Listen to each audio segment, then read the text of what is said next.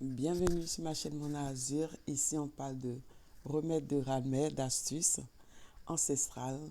Aujourd'hui, je partage avec vous une astuce pour pouvoir soigner les ampoules au pied. Comment pouvoir soigner cette ampoule au pied naturellement sans avoir de blessure. Alors, je commence. On va prendre une aiguille.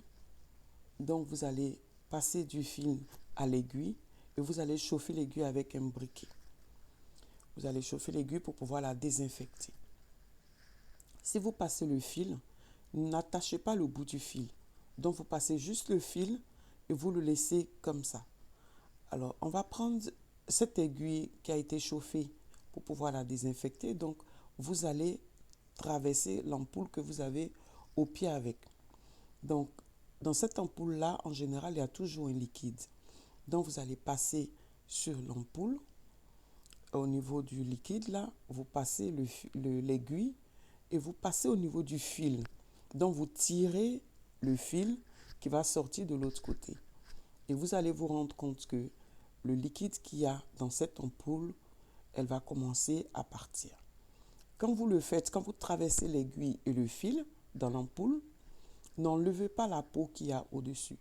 Vous laissez cette peau-là.